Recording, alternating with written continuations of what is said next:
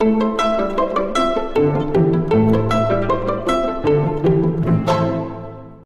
everyone, your writing mentor from Australia, Jim Parsons, with lesson 4 of Write That. Before I start, I'd like to mention a bit of novel now. Great news I had this week. One of my writing mentor students, Debbie Chestnut from the USA, has just had her book accepted by a publisher. So when that comes out, I will showcase it on one of these videos. In fact, it gave me the idea, why don't I showcase a few of my clients' books? They deserve a little bit of applause. Today I'll show you one by Sue Moffat, Australian author Sue Moffat. It's non-fiction.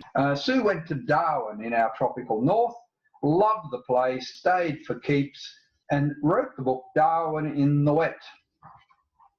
A great little book if you're going to Darwin. Find it in the news agency, or you may even find it at the airport. Most of my writing clients or writing students, when they do publish a book, they usually send me a copy, which I find delightful. They usually inscribe it, even more delightful. And so I've got a bookshelf full of books that people send me. So I might showcase a few of those. Okay, what's on the menu for today? I've told you it's a big one. I'm going to very quickly take you through all the essential elements of a commercial plot. I'll be doing it speedily because every one of these elements will then become the topic of an entire lesson. So please don't worry if it all seems to go over your head. We're going to deal with it slowly, piece by piece, later. We're looking at plot structure, the essential plot components of every commercial novel. Oh, hang on a moment. Before we start, I'd better qualify one of these terms. What's a commercial novel? Does that mean it makes a lot of money? No, sadly it doesn't. There are many commercial novels out there that haven't made a cent. What it does mean is that it's a genre novel. It's designed for the general public to entertain, a good read. And so if you write romances or fantasies or murder mysteries, you're writing commercial novels. And there's a very, very specific plot structure that you should follow. We talk about commercial novels as opposed to literary novels. A literary novel is a much, shall we say, heavier book, one that relies far more on the beauty of its language. Perhaps its content is more philosophical. It might look at the human condition. A literary novel is the sort that ends up on the reading list of universities, maybe, a decade after it was written. So that's the distinction. Well, let's start that again, shall we? We're going to talk about plot structure, the essential plot components of every commercial novel. I've identified 7 that I want to run through very quickly with you. I'll even boil it down to 2 essentials. And here they are, the 2 essentials. And I'm going to pause for your gasp of awe. They are the main character and a plot.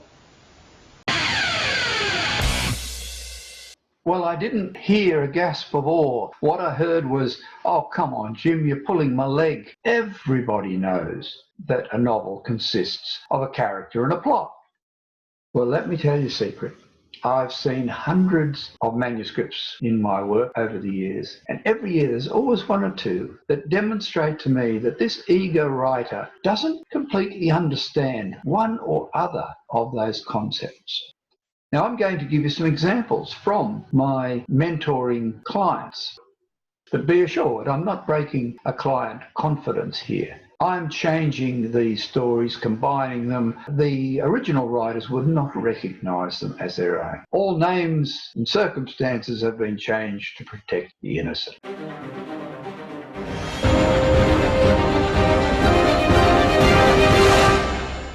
I'll start with John. There's a nice generic name. John was a history buff.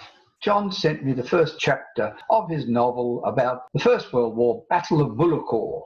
And it was full of action, bullets whizzing, mud seeping into my shoes, and the smell of cordite in the air. I sent him a text saying, well, John, now, who is the protagonist? I see that there's a Private Ryan and a Sergeant Schultz here. Is one of those the person we follow right through the end of the war? And he wrote back and said, well, no, they both get killed in the next chapter. So I said, well, who do we follow? Who is the protagonist?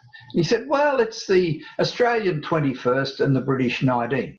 Now, I'm making this up, so don't send me a letter saying, no, Jim, it was the Australian 16th. So anyway, this was his protagonist. That's an awful lot of men to follow. So the first thing I want you to know is that your protagonist is not a cast of thousands. Let's shrink that down a little bit. Jane contacted me about her story, and I said, who is the central character? And she said, well, there are 6 of them. 6 girls go off to Europe and they have all sorts of hijinks and get into mischief and do this and do that. Okay. A very competent author might be able to manage this by having separate chapters and following each person with their own individual POV. But it's a big task for someone just starting out. Why? Why do I say that? Okay, what would you say your role as author is? Tell a story, okay? You're half right. If you want it to be a great book, you have to make the reader care. You think about the books you've read, those that have grabbed you, that you remember for ages. It's because you cared about the characters, and that's the big task for a writer. Make the reader care, and make them care within the first chapter. It's very important. We have 6 girls going to Europe. Will we really care about them to that extent? I would suggest that one of them emerges. Maybe it's the person that organised the tour, or maybe it's the one that seems to have the most to lose. But generally, the writer will find one person to focus on rather than 6 people. So this is the important thing. If you want your reader to care, don't share the love around. Give them one person to love and care about. That's the best advice I can give you as a novice writer. Okay, let's look at the second component. A novel consists of a character and a plot. Many people don't quite get what a plot is. I have people who contact me to say, I've had a very interesting life, or you would not credit what this horrible partner did to me. Have I got a story? He's awful, right? Yeah, okay. We all use incidents from our lives. Every author takes their own experiences and uses them. But to take the whole lot of your life and say this is a novel doesn't work. A novel has a plot that is structured. Real life is not structured. Things happen out of the blue like COVID-19. A plot has a very firm structure. So you can't just take your own life, write it down and say that's a novel. It's not. It's an autobiography. In the same way, many people have interesting ancestors, and when you've done some family history and you say, boy, grandfather's journey to Australia or wherever would make an interesting story. Yes, it would, in part, but you can't use the real people, because sooner or later, if it's a good novel, you're going to want those characters to do things that your ancestors never did, maybe you would not dream of doing. So you limit yourself so much if you try and make it about real life. So in other words, both character and plot have to be constructs. That's the difference. It's not real life. Both are constructs. And that's what writing a novel is all about. So let's have a look. I've said to you that the plot of a novel is not just the course of someone's life. It's a very careful structure, and I want to show you now how it works. Now, this will be very brief, as I warned you. This is the structure of a novel. Every novel has these elements. It's not formulaic. You're not writing to a formula. All manner of things can happen, but they will happen in this way.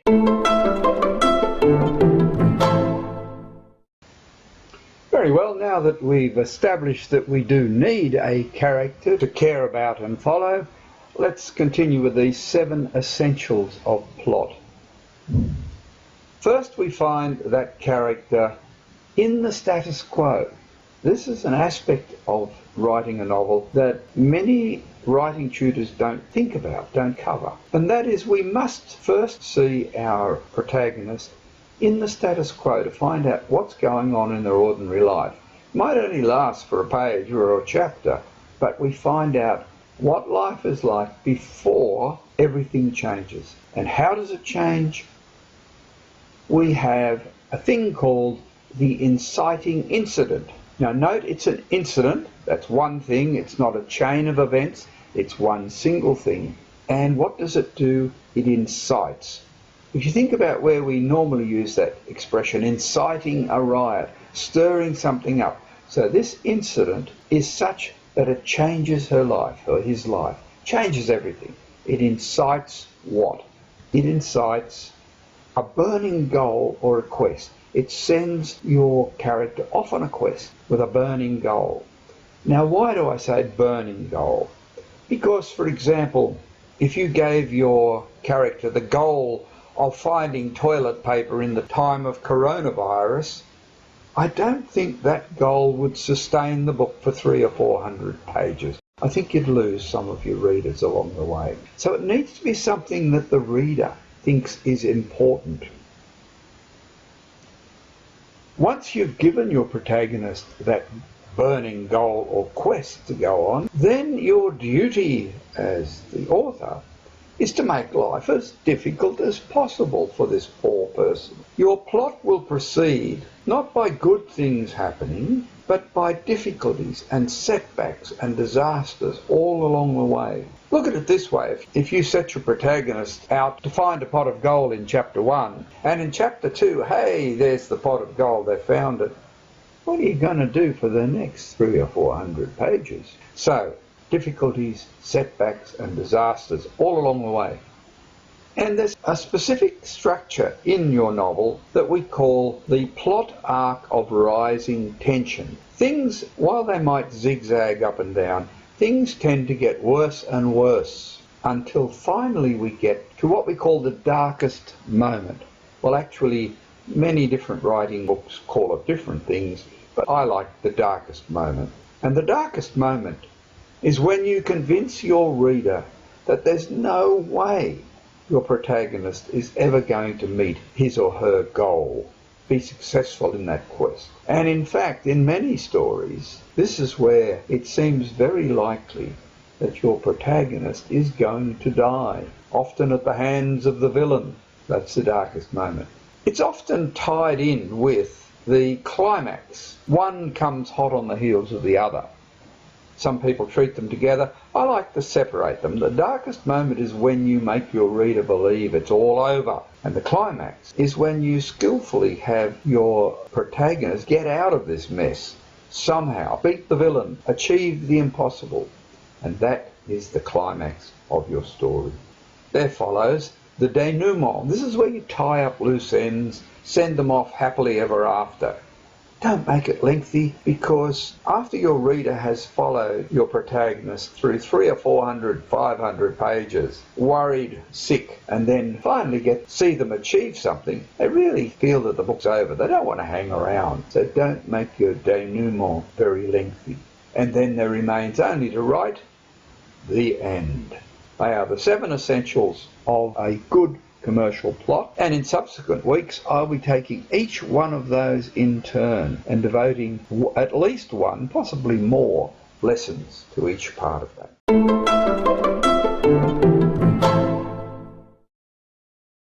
Well, as you know, we've used writing prompts for the last 3 lessons, and I'm going to introduce a variation today. I want to use objects, writing prompts, not to create plots, which is what we've done so far, but to fashion a character.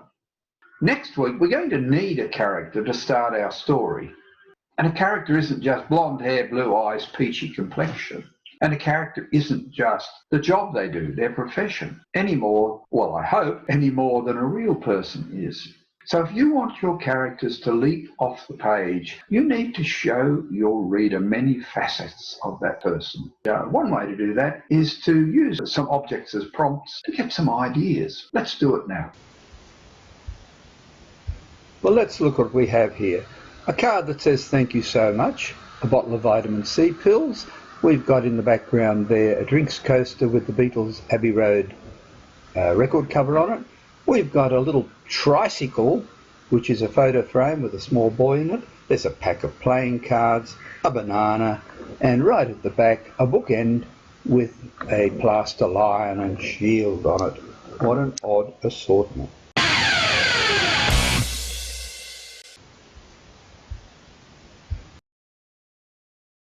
A card that says thank you so much, a bottle of vitamin C pills.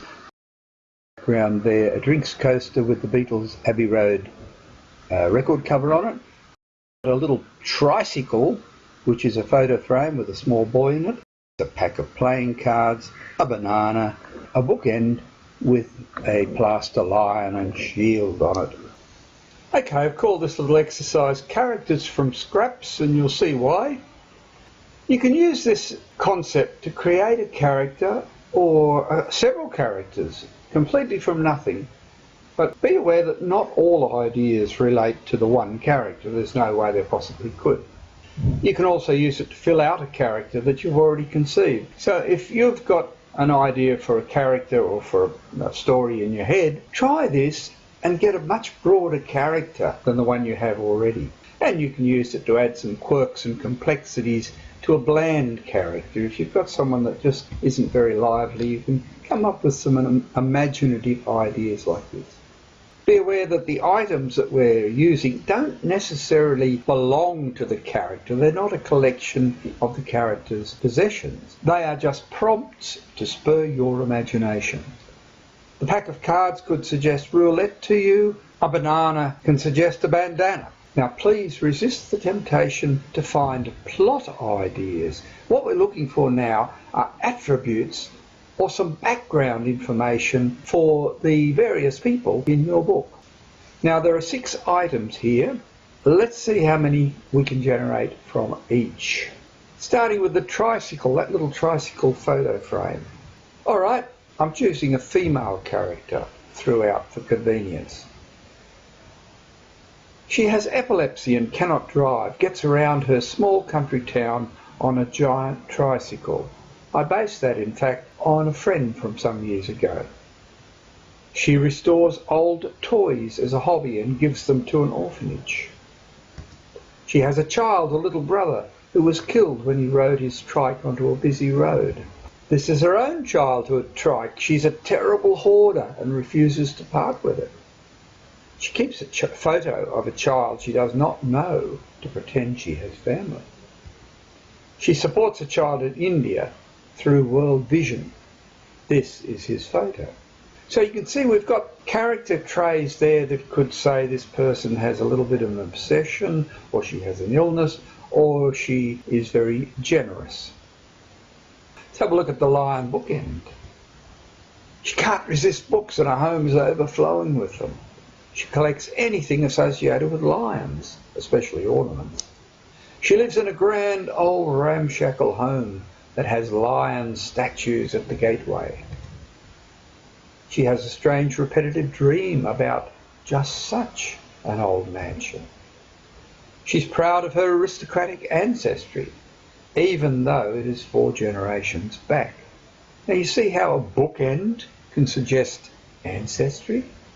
That pack of cards, what can we get out of that? She lives alone and plays patience when she's lonely.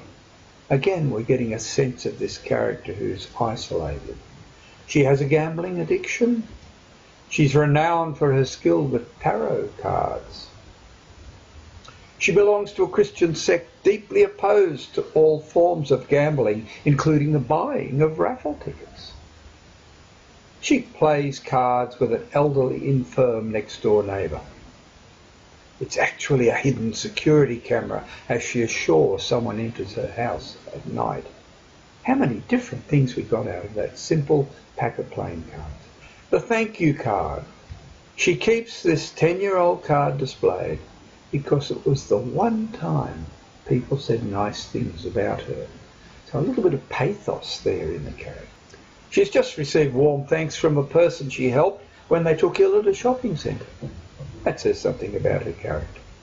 She's about to send a thank you card for some reason. She is sending the card in bitter irony to a friend who has stolen her boyfriend. She creates and sells papercraft greeting cards, or she makes pocket money writing greeting card messages. Roses are red, violets are blue, etc.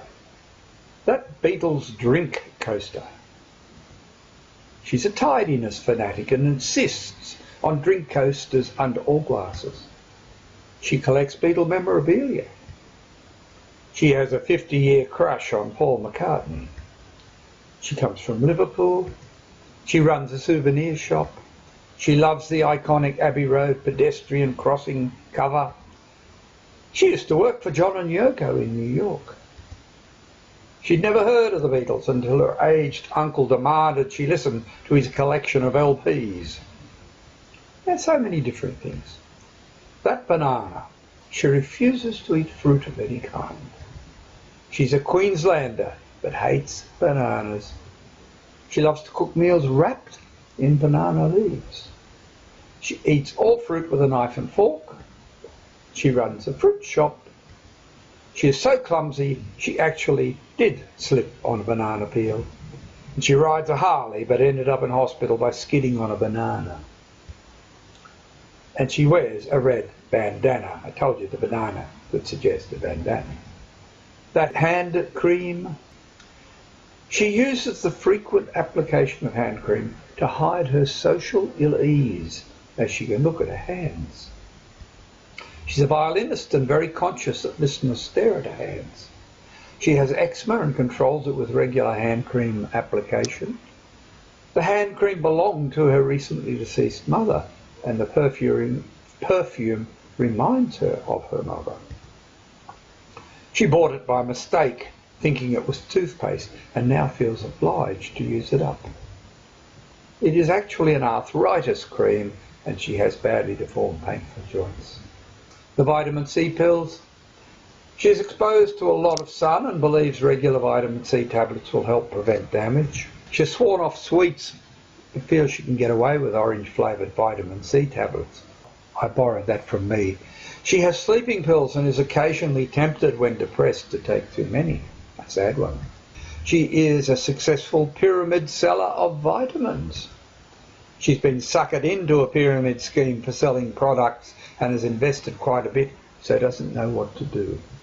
Well, there you are, 8 items. I actually came up with something like 50 ideas there.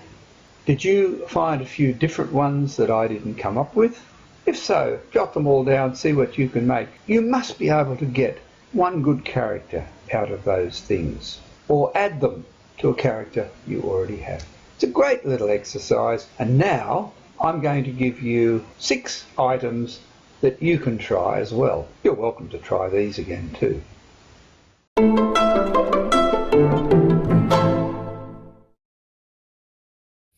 As promised for your inspection, 6 items. A bottle brush flower from a shrub, a collection of shells, a wooden spoon, a pepper grinder, pepper mill, the little Japanese carved figure, carved from wood with an angry face, and a book called Using Your Noodles, a cookery book. 1, 2, 3, 4, 5, 6 items. What will you make from that? Okay, it's your turn to try characters from scraps. You have your items: the pepper mill, the Japanese figure on polished wood, flower from a bottle brush shrub, wooden spoon, cookery book using your noodles, and a collection of seashells. Now, it helps to choose the gender of the character you're looking for. Ideas do tend to flow more smoothly, but that doesn't mean you need to choose gender-specific items. In fact, you shouldn't. This is when you make up your own collection. If you need a character for a specific genre, such as fantasy, or for a particular historical era, you obviously require a greater leap of imagination to get past the contemporary items you're seeing. But it's not hard. You can do this. The pepper mill might suggest a tower, for example, so it could be a castle turret, or even a lookout post in a tree. Think outside the pepper mill. For fantasy or ancient settings, using some natural items can be helpful, and I've done that for you on this occasion. But it truly isn't necessary. Use your imagination. Call on that lovely muse. So okay, here's your task. Find at least 4 character traits, at least, or background details for each of these items. Now, if the muse happens to be on your side, don't stop. Just keep jotting down whatever she tells you. And you can choose any setting or genre: contemporary, historical, fantasy, or sci-fi. I guess you could mix them up, but it's a bit hard to pull a character out of a mixed up bag like that. And when you've done, if you're happy with it, strut your stuff. Send me the results. I'd love to see them. Email me at writingcourse@hotmail.com, writing-course@hotmail.com. And if you do, I will always reply. Off you go. You can do this.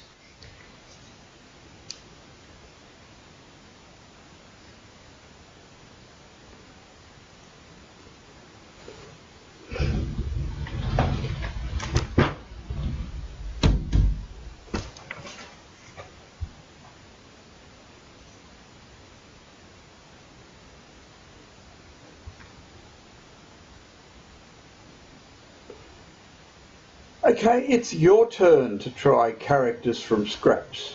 You have your items: the pepper mill, the Japanese figure on polished wood, flower from a bottle brush shrub, wooden spoon, cookery book using your noodles, and a collection of seashells.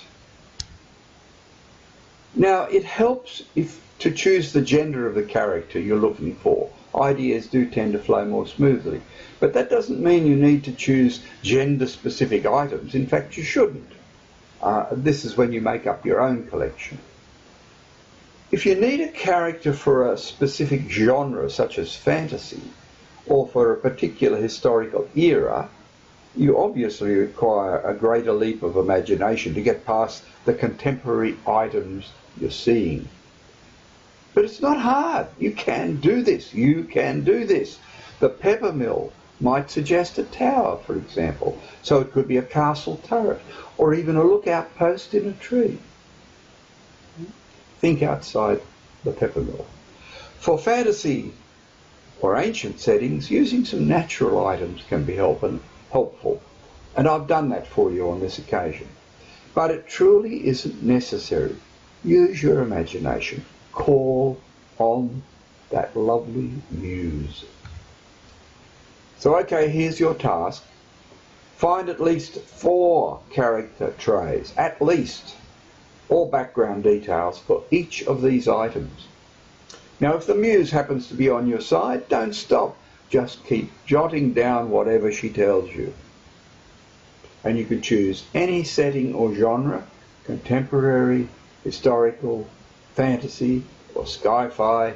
I guess you could mix them up, but it's a bit hard to pull a character out of a mixed up bag like that. And when you've done, if you're happy with it, strut your stuff. Send me the results. I'd love to see them.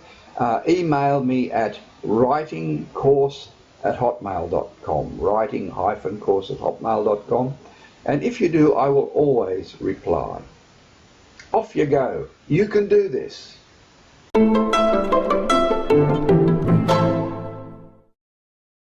It's goodbye till next week, when I'll be talking about exploring your character, your central character, in the status quo. Now, before I go, have you got your entry ready to send in to the writing competition? Remember, the closing date is the 30th of June. And if you're saying, what writing competition? Then you obviously didn't see last week's lesson. If you'd like to find out all about that, send me an email and I will send you a link to that lesson and some details about the competition. Okay, here's the email address, and goodbye until next time. Keep safe.